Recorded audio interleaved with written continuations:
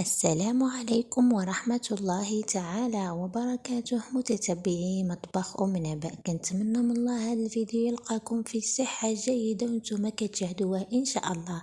كما شفتوا معايا بداية الفيديو اليوم ان شاء الله جبت لكم طريقة تحضير شيبس منزلية اللي كتجي رائعة بزاف واحسن من هذيك اللي كنشريو من المحلات، وكتكون عارفة باش معدلة وباش مصايبة ومتأكدة من جميع المقادير ديالها.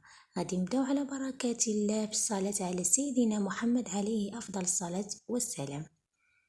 كما كتشوفوا الشيبس ديالنا المكون الرئيسي ديالو هو بطاطا، ضروري تكون بطاطا حمراء من الاحسن.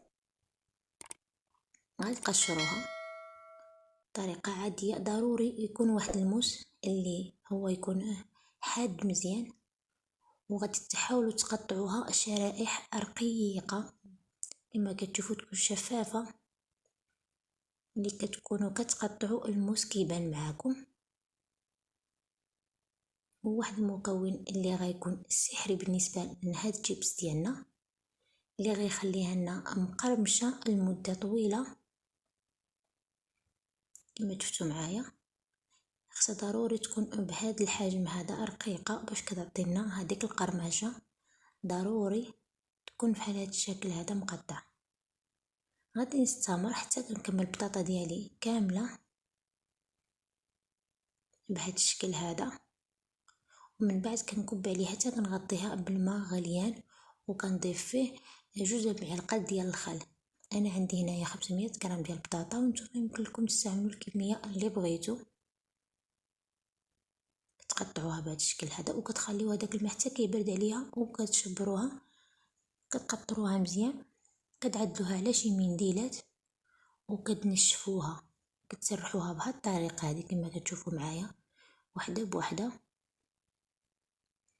حتى كتنشفوها مزيان.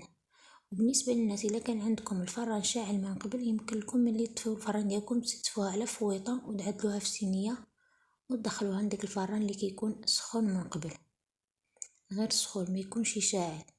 كتنشفوها مزيان بهذه الطريقه كما شفتوا معايا حتى كتنشف مزيان، وكتعدلوا واحد مقله او كسويله فيها الزيت، ماشي بزاف غير شويه الزيت يعني يقليو وعاودوا، وكتبقاو تقليو فيها هذيك البطاطا ديالكم بشويه بشويه. كتقليوها غير نص قليه ماشي قليه كامله، كتقليوها كما كتشوفوا معايا. غادي تشوفوا معايا كتخليوها على هذا الشكل هذا بايطه، كان كيضرب الضو وما كانتش كتبان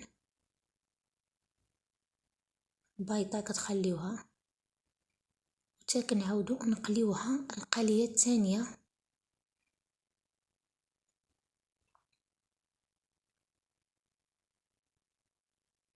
غادي نكمل كميه البطاطا اللي عندي كامله.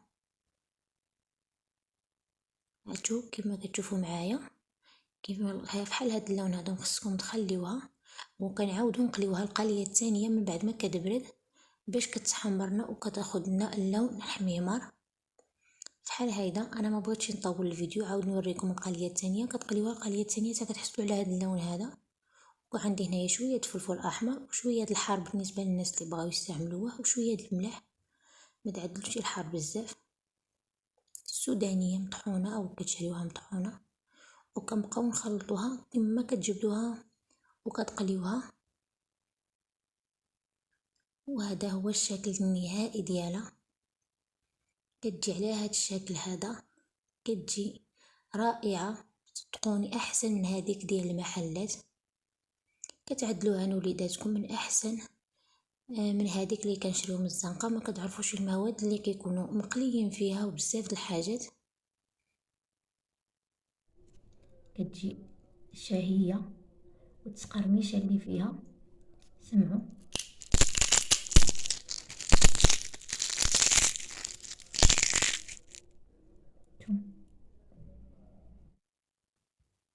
وبالصحة والراحة، وكنتمنى يعجبكم هذا الفيديو هذا، وإلى اللقاء في فيديو قادم إن شاء الله.